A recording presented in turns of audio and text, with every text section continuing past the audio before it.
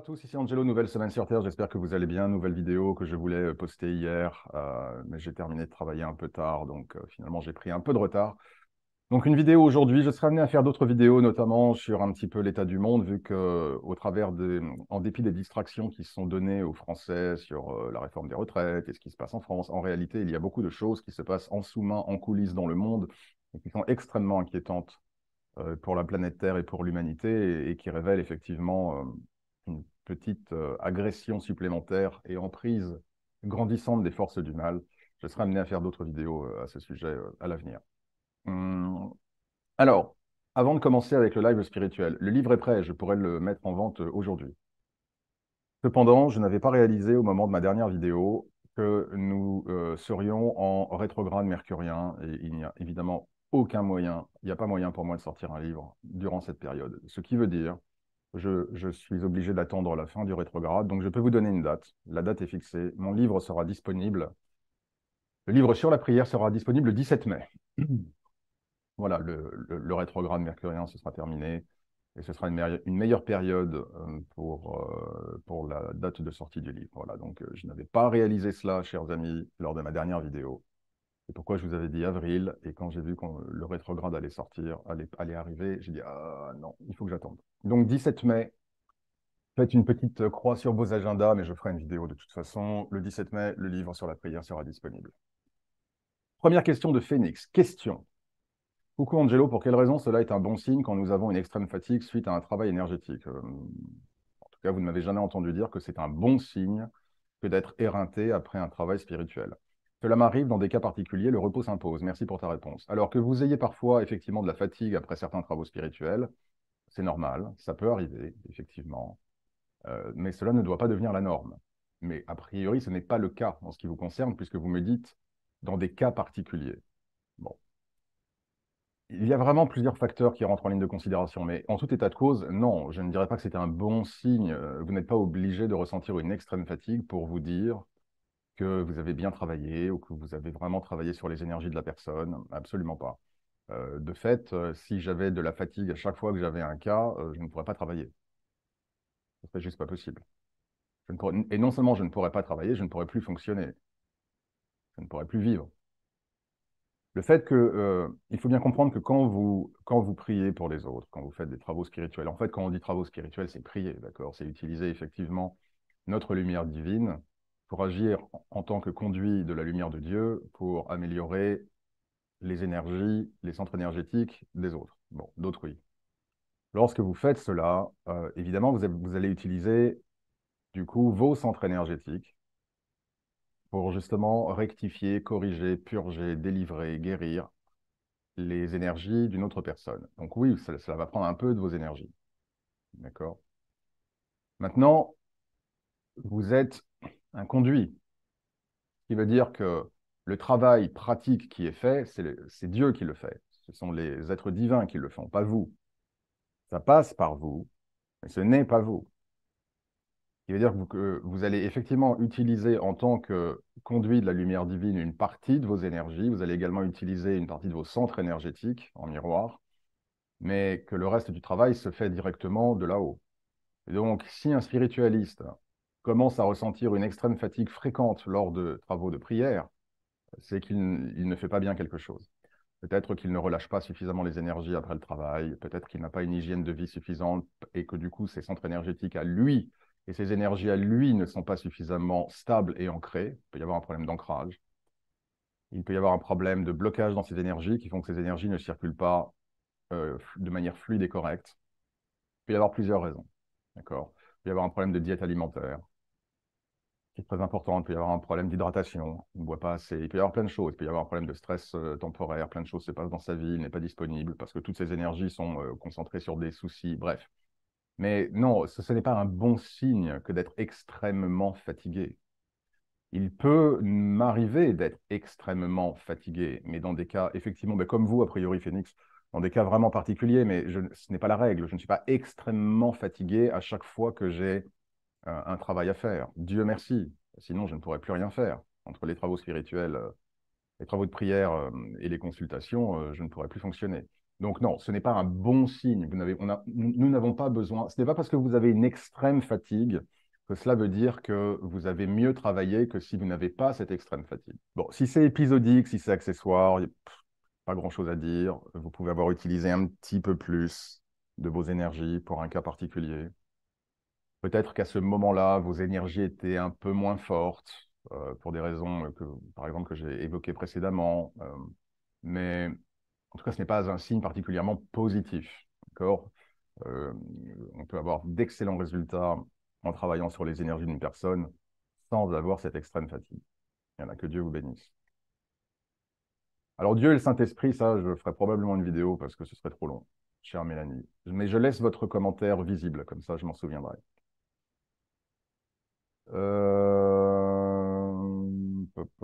Merci Phoenix pour... Ah oui, oui, j'avais oublié de mettre un petit cœur. Merci Phoenix d'ailleurs pour votre commentaire par rapport à cette vidéo de projection astrale. Laurie qui dit qu'elle est confuse parce que dans les tirages, elle a souvent beaucoup de figures. Généralement, quand vous avez beaucoup de figures, ça peut être une réunion de personnes, un lieu social où il y aura plusieurs personnes. Et effectivement, dont vous, ça peut être une réunion familiale, ça peut être une réunion sociale. Et sinon, il faut prendre les figures dans leur sens symbolique.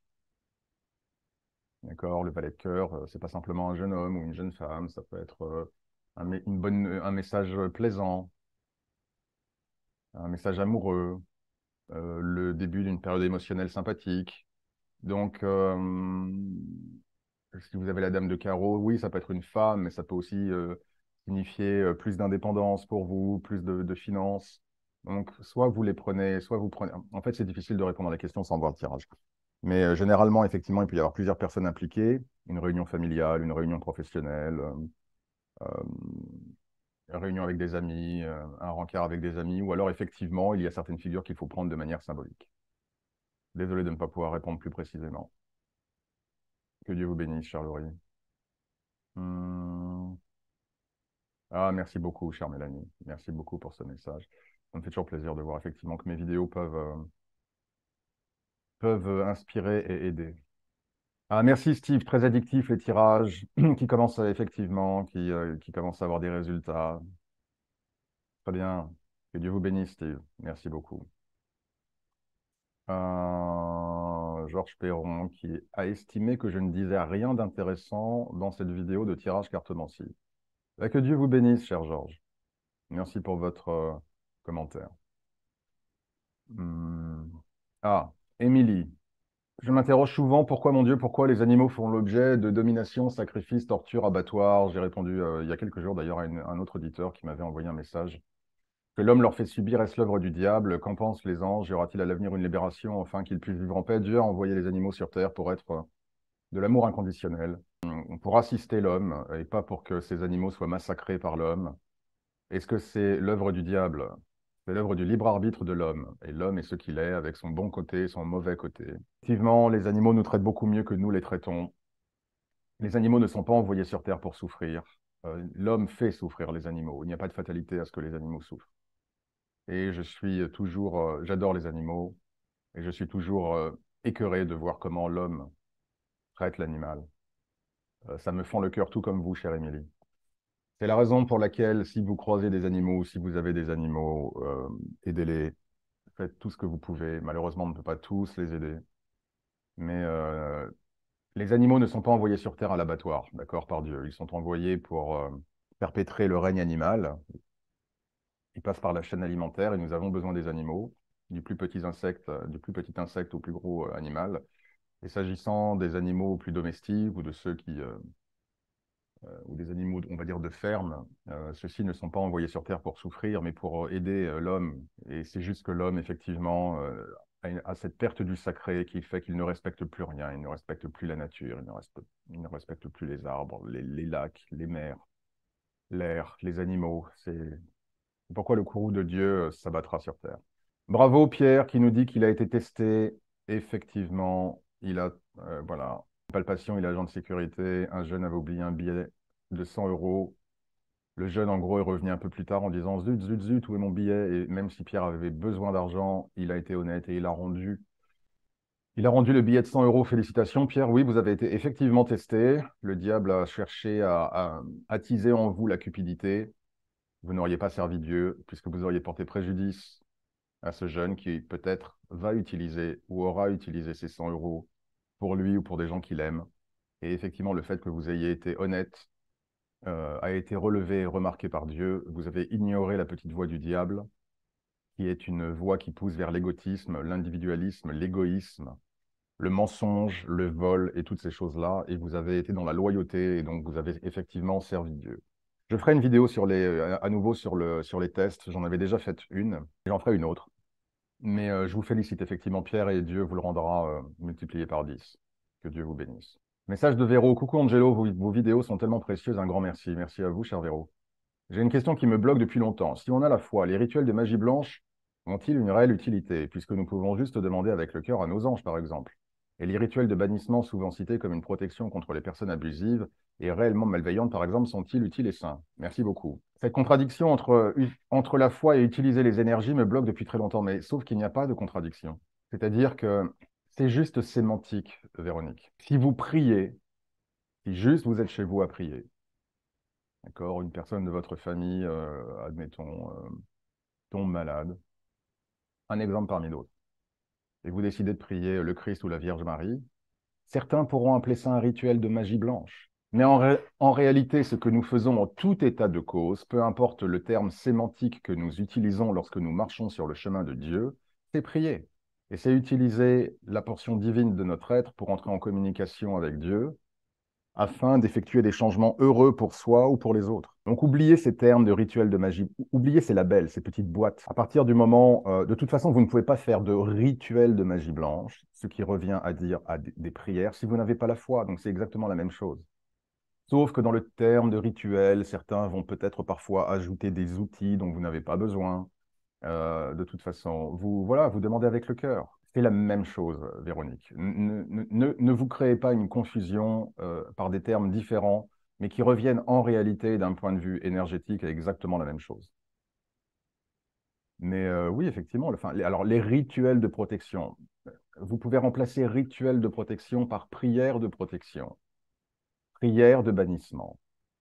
D'accord? Vous utilisez vos connexions spirituelles et votre lumière spirituelle pour vous connecter à Dieu, quel que soit l'objectif, que ce soit pour obtenir la guérison, que ce soit pour obtenir l'ouverture d'une porte qui est fermée, des opportunités qui se présentent, des changements heureux dans votre vie, pour une purification d'un lieu, une protection de vos énergies, chasser des énergies négatives. Tout ça peut être utilisé par la prière, que certains, de manière un peu plus pompeuse, effectivement, appelleront rituel de magie blanche.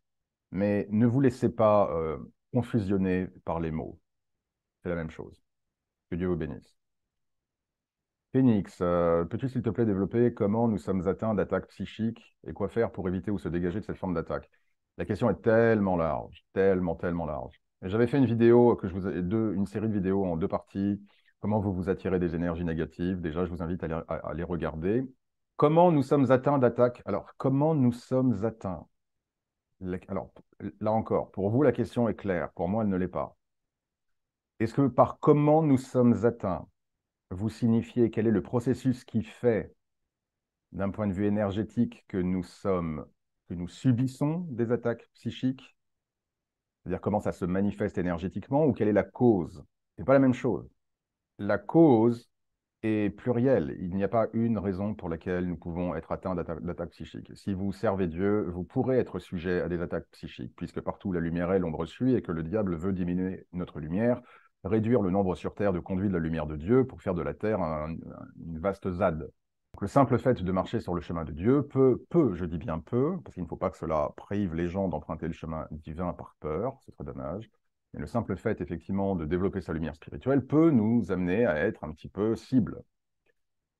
D'autres par des énergies maléfiques, soit spirituelles, soit humaines, soit incarnées humainement. Les gens qui sentent que notre lumière brille et qui, du coup, ne veulent pas que cette lumière brille. D'accord? Ça peut être effectivement des entités désincarnées ou ça peut passer par des êtres humains, qui, eux, sont animés d'énergies contraires et qui, du coup, ne supportent pas nos énergies et qui, par leurs paroles, par leurs pensées, par leurs regards, peuvent nous envoyer de la négativité. Après, il y a tous les cas de sorcellerie, de magie noire, les gens qui nous en veulent, les gens qui veulent vous faire du mal. Après, il y a le fait d'aller dans des lieux qui sont peu chargés positivement. Après, il y a aussi le fait que par une mauvaise hygiène de vie, mauvaise diète alimentaire, hydratation, mauvaise pensée, mauvaises émotions vous-même, si vos énergies sont en mauvais état, votre aura est affectée, votre aura peut s'ouvrir, elle peut attirer des choses qui du coup résonnent avec vos énergies du moment. Et donc du coup, vous pouvez vous attirer des choses qui sont un petit peu en conformité avec ce que vous pensez, ce que vous dégagez. Il peut y avoir plein de raisons pour lesquelles, et alors du coup, effectivement, parce que vos énergies sont ouvertes, ou affaiblies, elles sont beaucoup plus poreuses aux énergies maléfiques. Comment faire pour éviter ou se dégager la prière, la méditation, la purification, rien que vous ne connaissiez déjà. Couper les liens avec les endroits ou les situations ou les personnes toxiques.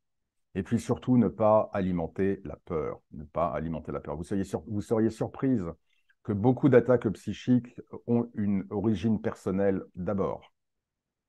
C'est-à-dire que ça ne vient pas nécessairement que de l'extérieur. D'accord? La graine est à l'intérieur et qui du coup se répand dans tout l'individu et attire de la négativité.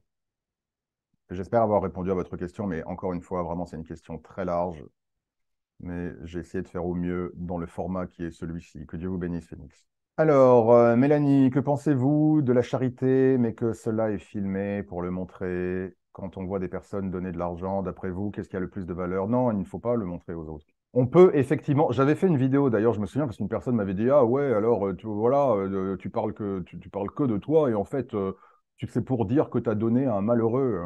J'avais fait cette vidéo où j'avais eu un petit moment où je me demandais si je servais correctement Dieu, et où il avait mis sur mon chemin un malheureux. C'était aux États-Unis. Et le but de cette vidéo, c'était pas de parler d'Angelo. D'ailleurs, je l'avais dit dans la vidéo. Mais comme quoi, quand les gens veulent ne pas vous aimer, ils trouvent n'importe quoi pour ne pas vous aimer.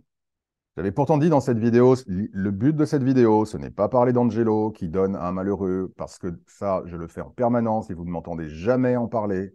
Mais là, je fais une vidéo parce que c'était une réponse de Dieu à un doute que j'avais. Et comment Dieu, des fois, peut nous rassurer, nous envoyer des signes. C'était ça le but de la vidéo. Mais évidemment, certaines personnes mal intentionnées qui veulent forcément toujours critiquer parce qu'elles ne vivent que en critiquant et en jugeant les autres, que sans ça, elles n'ont aucune justification à leur vie. Avait dit, oh, bah alors, Angelo, tu vois, tu es en paradoxe, hein, tu dis qu'il ne faut pas montrer, et puis toi, tu montres. N'importe quoi. Mais bref, c'est pas grave. Donc non, on ne montre pas. Et c'est la raison pour laquelle je l'ai dit plusieurs fois sur ma chaîne, vous ne m'entendrez jamais parler des miracles de Dieu auxquels j'assiste avec mes clients ou les gens que je connais. Je ne fais pas une vidéo à chaque fois que je fais quelque chose de bien. Non, vous le gardez pour vous. C'est entre vous et Dieu. C'est entre vous et Dieu. Vous n'avez pas besoin de montrer que vous donnez aux autres pour inspirer les gens à donner. Vous pouvez juste être une bonne personne. En étant une bonne personne, vous allez rendre les autres meilleurs. Mais non, vous n'avez pas besoin de filmer. Sinon, votre don n'est pas animé par le cœur, mais par l'ego. Que Dieu vous bénisse, chère Mélanie. Mélanie qui nous dit ah oui, la spiritualité doit-elle être gratuite? Ah, j'en ai déjà parlé de ça. Je ne vais pas revenir là-dessus.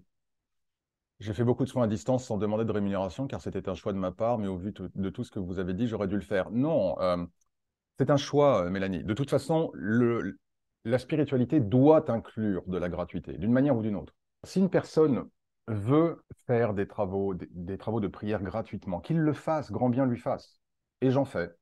Sauf que je passe pas mon temps à le dire sur YouTube. Voilà, j'en fais, mais mes clients le savent et pourraient le confirmer. Soit je donne plus de temps en consultation, soit je transforme des simples tirages email en consultation parce que je sais que c'est ce qui va aider la personne, soit des fois je donne des consultations gratuites, soit je fais des services de prière, mais qui durent sur des mois plus longtemps, où je vais ajouter un service, sans même parler des 10% que je reverse à la charité. Donc il doit y avoir de la gratuité dans le travail spirituel. Il doit y en avoir. Il y a même des travaux spirituels que je fais gratuitement. Je peux vous dire que la liste est longue de gens qui pourraient le confirmer. Mais ça ne veut pas dire que mais en même temps, Dieu ne veut pas que vous soyez misérable. Et que si vous ne pouvez plus manger, si vous ne pouvez plus payer vos factures, vous ne pourrez pas prendre soin des gens. Parce que si vous ne pouvez pas prendre soin de vous-même, comment est-ce que vous pouvez aider les autres? Donc, si vous voulez faire des travaux spirituels, des travaux de prière gratuitement, vous le faites quand vous le sentez de le faire. Au contraire, puisque la gratuité fait partie du spiritualiste. D'accord? Mais après, tout est une question de mesure. Et les gens qui vous disent de manière pompeuse, j'ai eu ça d'ailleurs sur ma chaîne, ah, moi je ne demande pas un centime. Oui, c'est parce que vous pouvez vous le permettre. Peut-être que vous avez un travail à côté. Peut-être que vous louez des appartements et que vous avez une rente. Peut-être que vous ne travaillez pas, mais que vous êtes avec quelqu'un qui, lui, travaille. Ou peut-être que vous avez touché un héritage. Bref, vous pouvez vous le permettre. Si vous faites du 100% gratuit, 24 heures sur 24, 7 jours sur 7, c'est que vous pouvez vous le permettre. Et auquel cas, très bien, super. Comprenez aussi, Mélanie, que un travail de prière vous offre un service. Donc, il n'y a rien de mal à ce que vous vous fassiez rémunérer, même si c'est une somme symbolique. Mais la gratuité, en tout état de cause, doit faire partie du spiritualiste. Après, c'est une question de mesure. Vous ne pourrez pas le faire à tout le monde, selon votre situation. Maintenant, si vous avez gagné 1 million au loto, ou que vous avez des appartements que vous louez, ou que vous êtes à la retraite, ou que vous avez une rente, ou que peu importe, oui, si vous pouvez le faire, faites-le. Mais si vous ne pouvez pas le faire, il n'y a pas de mal à ce que vous ne le fassiez pas, à partir du moment où, malgré tout, vous conservez quand même de la gratuité dans votre travail. Car il y a des causes où vous ne demanderez pas d'argent, où vous savez que la personne ne peut pas, et où vous entendrez Dieu vous parler et vous dire, je veux vraiment que tu aides cette personne. Et là, vous saurez que c'est le moment effectivement de pratiquer la gratuité. Ou alors vous vous sentirez de donner plus de temps au téléphone, plus de temps en présence, des services supplémentaires. Vous le sentirez, mais le spiritualiste doit intégrer la gratuité dans son travail. De toute façon, c'est une composante. Que Dieu vous bénisse. Rachel, FBL, je comprends la colère des manifestants. Oui, non, mais moi aussi, je comprends la colère des manifestants. Oui, alors, je tiens à dire une chose. Quand j'avais parlé une vidéo récente sur les forces anarchistes qui frappent la France, il y a des gens qui disent, moi, je comprends que les gens cassent parce que les gens n'en peuvent plus. Sauf que les casseurs, c'est pas les gens. Les casseurs, c'est les Black Blocs, c'est l'ultra-gauche, c'est les antifas. Ça n'a rien à voir avec les gens qui, eux, ont manifesté pendant des mois pacifiquement. Et bien sûr que les gens ont le droit d'être exaspérés. Mais attention à ne pas faire de confusion entre la population qui manifeste pour effectivement exprimer de la colère et les groupes que nous connaissons maintenant depuis des années qui viennent à Sainte-Soline avec des boules de pétanque, avec des engins explosifs. Ça n'a rien à voir avec les manifestants et avec la colère du peuple. Ça, c'est juste des groupes radicaux d'ultra-gauche qui veulent foutre la merde et qui veulent détruire la République et la société. Voilà, et qui se fichent des retraites, qui se fichent d'ailleurs de toutes les manifestations. Eux, ils viennent juste pour casser. Ensuite, doit-on tous passer au fil de nos incarnations par le rôle de victime et de bourreau? C'est pas qu'on doit passer, c'est qu'on y passe naturellement parce que l'homme est homme et que nous sommes en développement permanent et que avant de pouvoir courir, vous marchez, avant de pouvoir marcher, vous rampez à quatre pattes et avant de ramper à quatre pattes, vous êtes dans le ventre de votre maman. C'est une évolution. De la même manière, notre développement spirituel implique que par définition, dès les premières existences, nous n'avons pas emprunté le chemin de Dieu, ce qui veut dire que nous avons laissé notre partie égotiste et la petite voix du diable nous influencer, et donc par définition, nous avons été bourreaux. Nous avons fait des choses tous horribles. Et que par définition, le karma étant une énergie parallèle, effectivement, nous devons ensuite assumer la responsabilité des actes qui ont été les nôtres en éprouvant nous-mêmes ce que nous avons fait subir aux autres. Donc, ce n'est pas que l'on doit, c'est presque le mécanisme naturel du développement spirituel humain au gré de ces incarnations qui fait que, oui, on a été amené à être bourreau et que, par définition, nous devrons être victimes, mais que même le spiritualiste, enfin, en tout cas même des personnes spirituellement ouvertes, si elles ne sont pas vigilantes et qu'elles laissent les énergies du mal l'influencer, et c'est pourquoi je veux faire une vidéo plus ultérieure là-dessus, sera à nouveau amenée, peu ou prou, à être à nouveau un bourreau pour quelqu'un et que par définition, elle crée du karma et qu'elle devra réparer cette empreinte qu'elle a créée sur le chemin de l'autre. Je ne m'imagine pas avoir été un jour ce genre de personne, mais vous l'avez été, comme chacun d'entre nous, vous l'avez été. Mais c'est très bien. Le fait que vous disiez aujourd'hui, je ne peux pas imaginer que j'ai été une personne horrible, prouve justement que vous avez avancé. Donc que Dieu vous bénisse. Merci Grégory. Effectivement, ce petit touch de Marseille. Petite private joke entre moi et Grégory. Oui, la foi est notre arme la plus puissante et je sais, cher Grégory, je ne sais que trop à quel point la foi peut être testée et mise à mal par les forces du mal. Mais effectivement, à partir du moment où vous le savez et où vous restez accroché à cet arbre, vous ne risquerez rien malgré les vents contraires. Que Dieu vous bénisse, cher Grégory. Enza Lumière, La vie est invivable ici, il faut faire preuve de beaucoup d'endurance. Les grèves des transports, etc., toute l'hostilité, tout le désordre. Elle nous parle des coupures de courant individuelles qu'elle subit, le travail, bref, transport, coupure, inflation. Ma chère Enza, que voulez-vous que je vous dise? Les gens, aujourd'hui, je souris en entendant les gens autour de moi ou dans les informations ou aux informations. Parce que même s'il faut être vigilant par rapport aux informations et ne pas en être trop dépendant, il est important quand même de se tenir un peu informé sur ce qui se passe dans le monde et en France. Mais toujours en prenant une certaine distance et en ne se laissant pas lobotomiser par les informations, bien sûr. Mais je suis toujours un petit peu amusé d'entendre aujourd'hui, avec cet épisode des retraites, les gens autour de moi ou dans la rue ou dans les commerces ou à la télévision dire: oh, mais ce président, mais qu'est-ce qu'il est brutal! Oh, mais ce président, il méprise les gens! Oh, mais ce président, il ne respecte pas les libertés individuelles. Oui, mais vous l'avez réélu. Vous n'aviez pas vu ça déjà durant le premier quinquennat, avec la crise sanitaire? Non, ça ne vous a pas suffi? Ben, vous pouviez voter autrement. Il y avait d'autres candidats, de la gauche, de la droite, peu importe. Vous pouviez voter différemment.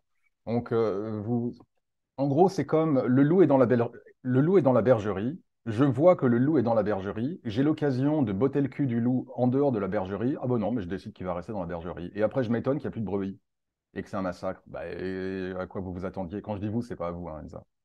À quoi vous vous attendiez? Bah, évidemment, tout ça était prévisible.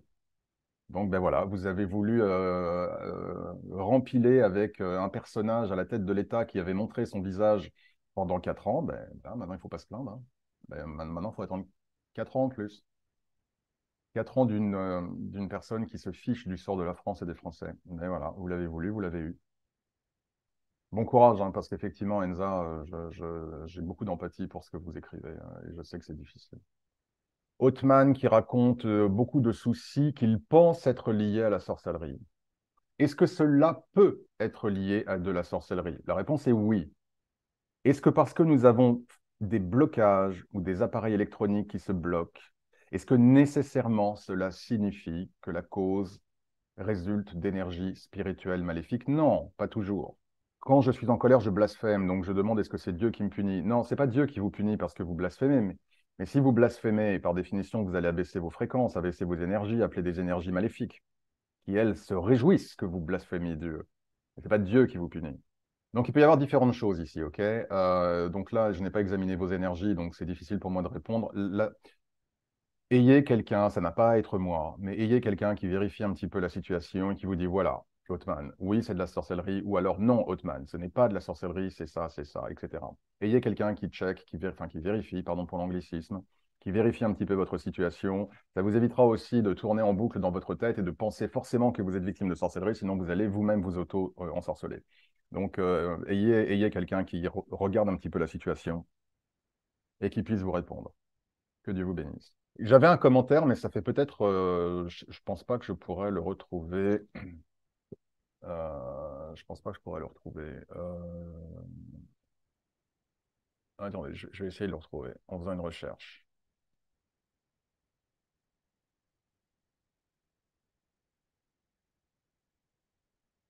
Ah, voilà, je l'ai retrouvé.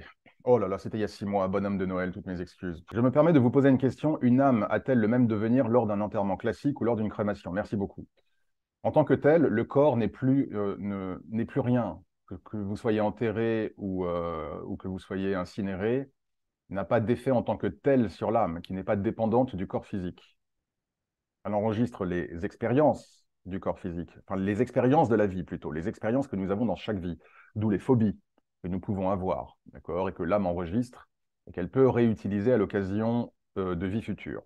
Cependant, le véhicule physique ne représente rien une fois qu'on est mort, enfin, on n'est jamais mort, je corrige le mot.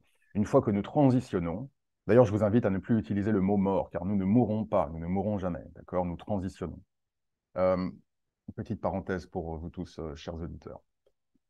Les mots ont de l'importance, les mots portent de l'énergie, donc l'utilisation des mots, et je serai amené probablement à faire une vidéo aussi là-dessus, est important. Donc nous ne mourrons pas, nous transitionnons. Lorsque nous transitionnons, la carcasse, le véhicule physique, cela ne représente plus aucune importance.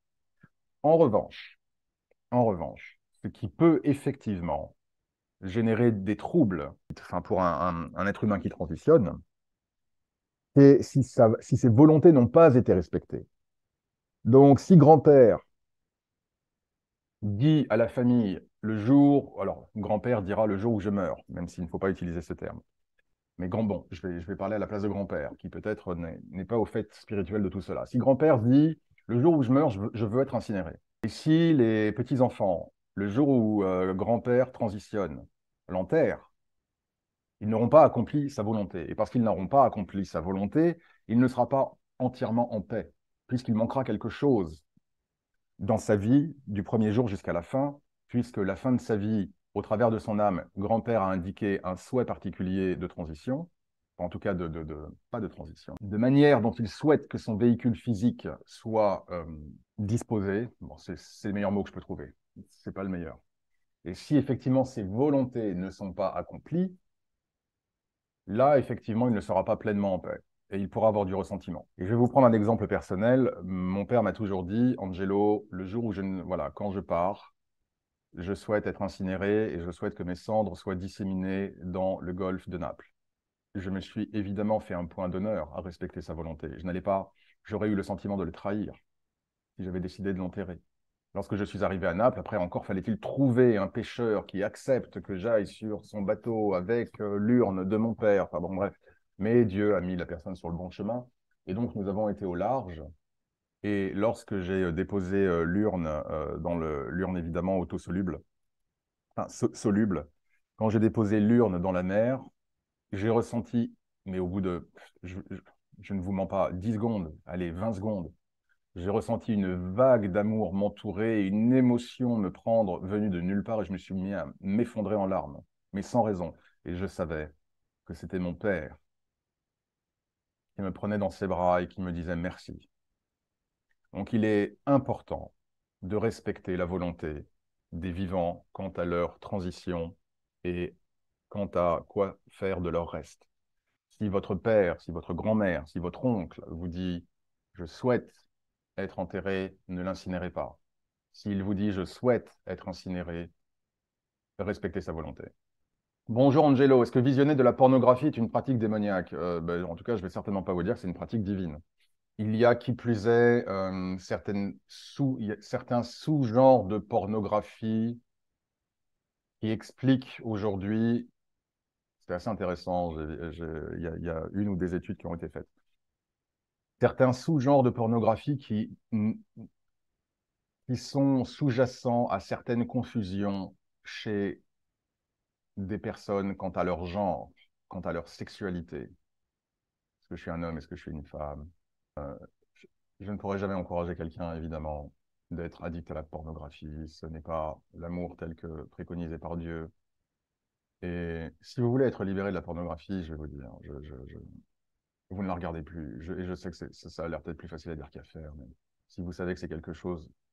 Celui qui veut arrêter de fumer, s'il a vraiment envie d'arrêter de fumer, aussi difficile cela soit-il, si vraiment il veut arrêter de fumer, il arrête de fumer. Donc si vraiment vous voulez ne plus être addict à la pornographie, vous arrêtez d'en regarder. Et vous allez voir que peut-être que les premiers jours seront les plus difficiles pour vous, mais qu'à partir du moment où vous allez imprimer une nouvelle habitude dans votre cerveau, cela sera de moins en moins difficile. Mais oui, visionner de la pornographie en étant addict, vous allez par définition alimenter les forces du mal et être toujours prisonnier des forces du mal. Donc oui, si on parle, oui. Toute addiction, de toute façon, ne vient pas de Dieu. Voilà. L'énergie d'addiction n'est pas une énergie divine, mais une énergie démoniaque, pour répondre à votre question clairement. Est-ce une bonne idée d'utiliser le Ouija? Non. Tu attires les problèmes si tu en as toi-même. Arrête de faire peur. Que Dieu vous bénisse, cher Francis. Ah, c'est bien. Quelqu'un qui était victime de colère. Je suis passé de 200 centièmes de colère ou de 200 à 100. Je sais pas trop comment comprendre ça. Bref, sa colère a été grandement réduite après avoir écouté. Ah, à zéro colère. D'accord, à zéro colère. Très bien. Bah, écoutez, je suis ravi que mes vidéos puissent effectivement vous aider et puis vous aider à avoir moins de colère, cher Jean-Jacques. Je veux savoir si les musiques des anges et archanges que nous écoutons sur Internet sont vraiment leur musique. C'est difficile à dire parce que vous ne me prodiguez pas d'exemple particulier. Ce qui est certain, c'est que car il y a une musique qui me fait pleurer lorsque je l'écoute. Si cette musique vous fait pleurer, c'est que par définition, elle éveille vos centres énergétiques et peut être effectivement de nature à vous relier à des énergies divines.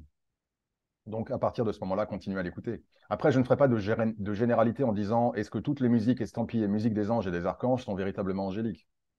Ce qui est certain, c'est qu'il y a des fréquences qui sont plus proches, effectivement, qui sont compatibles, qui permettent en tout cas aux énergies divines de se manifester sur Terre. Et il y a d'autres formes de musique qui, en revanche, sont plus écartées de la lumière divine. Il y avait ces expériences qui avaient été faites sur des cristaux d'eau ou de neige, je ne sais, d'eau, de l'impact de la musique. Et on voyait effectivement comment certaines musiques transformaient les cristaux d'eau de manière extrêmement variée. Il y avait certaines formes de musique qui rendaient les cristaux d'eau horribles. Il y avait d'autres formes de musique qui les rendaient magnifiques. Donc la musique, c'est de l'énergie, les fréquences, effectivement, c'est de l'énergie. Et il y a des fréquences qui sont des fréquences divines. Donc, est-ce que parmi les musiques que vous écoutez, estampillées ange ou archange, il peut y avoir des musiques qui permettent aux fréquences divines de se répandre? Probablement oui. Après, est-ce que toutes celles qui prétendent être archanges et anges le sont? Probablement non. Mais là encore, c'est pas noir ou blanc, mais bien sûr. Et si vous avez une musique qui éveille particulièrement en vous de l'émotion et des beaux sentiments, vous pouvez effectivement savoir que ces musiques-là éveillent les parties supérieures de votre être et les relient soit à votre âme ou à des fréquences divines plus élevées. Que Dieu vous bénisse, cher Jean-Jacques. Ça peut paraître bête, mais si on souhaite se ranger sur le chemin de Dieu et être un courant de sa lumière, doit-on obligatoirement sourire, sociabiliser, car ayant vécu des expériences pas très fun, cela m'a habitué à la solitude et je ne ressens plus trop l'envie d'aller vers les autres. Alors, question, comment pouvez-vous être un conduit de la lumière de Dieu pour votre environnement si vous fuyez votre environnement? Comment voulez-vous travailler pour Dieu et répandre sa lumière dans ce monde si vous vous enfermez chez vous? Ça va être difficile.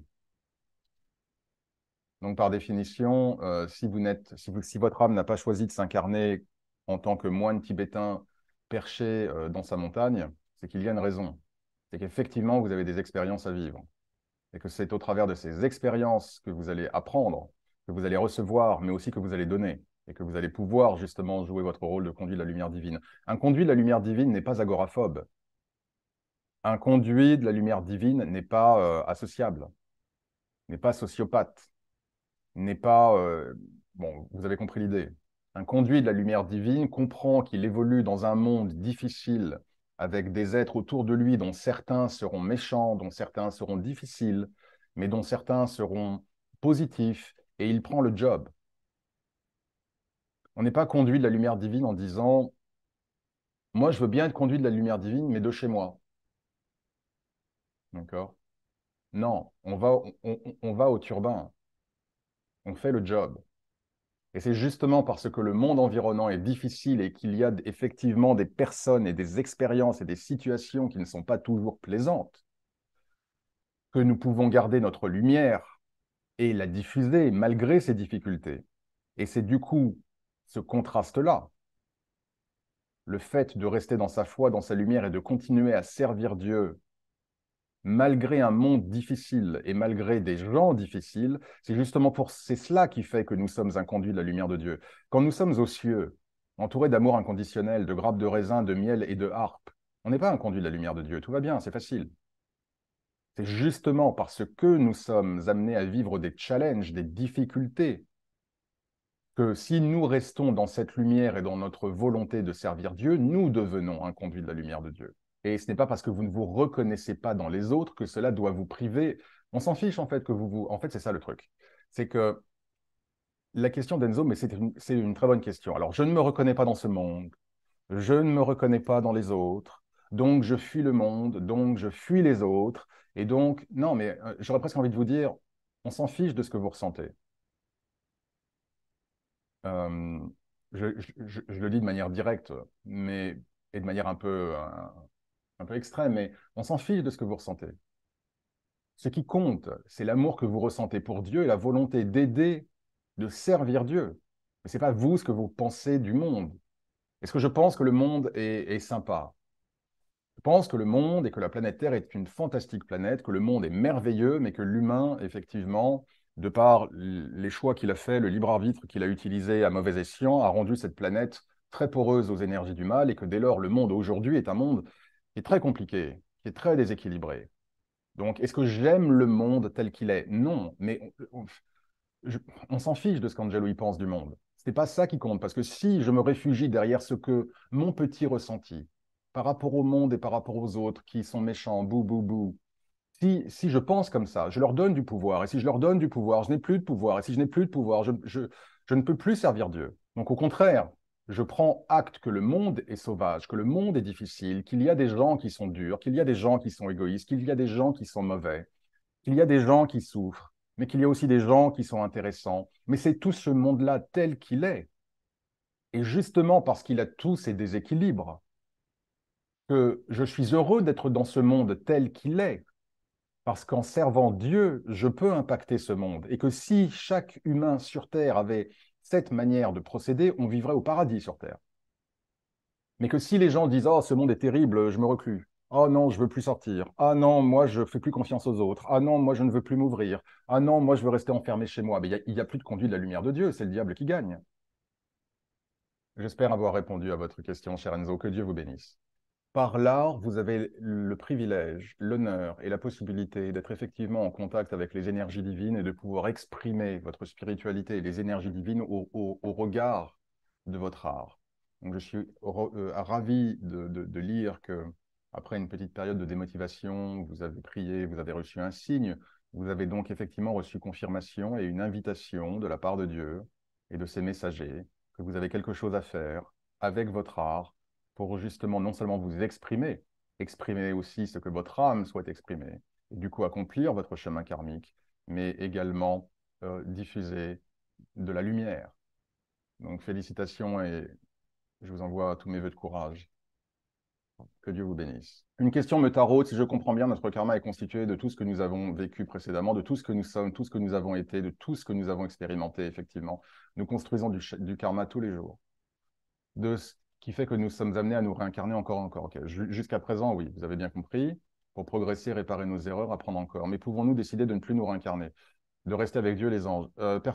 Alors, j'avais déjà répondu à cette question. Personne ne vous oblige à vous réincarner.